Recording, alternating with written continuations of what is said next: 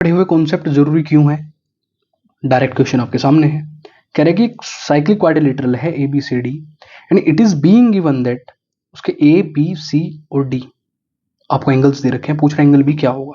और समस्या ये है ये सारे के सारे एंगल्स ही वेरिएबल की फॉर्म में हैं। कहने का मतलब क्या है, अगर ये कोई क्वाड्रिलेटरल है ABCD और ये साइक्लिक है तो भैया साइक्लिक की कंडीशन होती है that angle A plus angle D angle C equals to 180 degree. कहने का मतलब क्या है, अपोजिट एंगल्स का सम सप्लीमेंट्री होता है।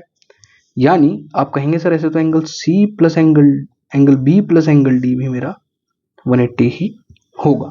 तो A प्लस C मीन्स क्या है भाई, पहली कंडीशन देख लेते हैं। A plus C means x plus y plus 10 and C is x plus y minus 30। इसका सम कितना है 180 डिग्री। थोड़ा सा सोल्व कर लेते हैं। ये हो जाएगा भाई मेरा 2x plus 2y equals to, अब 10 माइनस 30 विल बी माइनस 20 और माइनस 20 अगर उधर जाएगा तो इट विल बिकम 200। पूरे को 2 से डिवाइड करा, आपने कहा सर x प्लस वाई की वैल्यू मेरे पास आई 100। सिमिलर कंडीशन हम इनके साथ लगाएंगे। आपने कहा सर b और d भी तो ऐसे ही है, तो आपने कहा कि sir y plus 20 and plus x plus y ये भी मेरा 180 डिग्री होना चाहिए। तो यहां से भी आप सेम कंडीशन कहेंगे sir x plus 2y equals to 180 और इधर जाके ये कर देगा माइनस का 20 तो इट विल बिकम 160 डिग्री।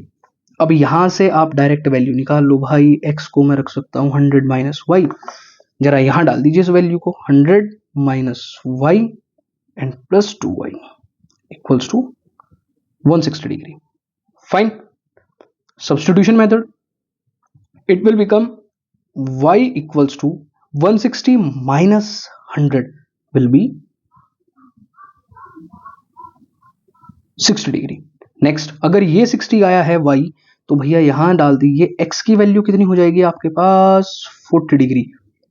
यानी 40 डिग्री नहीं मैं बोलूंगा, इसे डायरेक्टली कहूंगा वैल्यू आई है मेरी 40। तो सिर्फ एंगल बी पूछा है, सिर्फ एंगल बी पूछा है, तो एंगल बी मेरा कितना होना था भाई y plus 20 that is 60 plus 20 यानी 80 degree will be the answer. तो 80 डिग्री इज द करेक्ट। और भाई एक चीज आपको ध्यान रखनी है, साइक्लिक क्वाड्रिलेटरल के बारे में अगर आपको पता है तो आप गलती बिल्कुल भी नहीं करेंगे, इसलिए बेसिक कॉन्सेप्ट्स पर बहुत ज्यादा जोर देना पड़ेगा।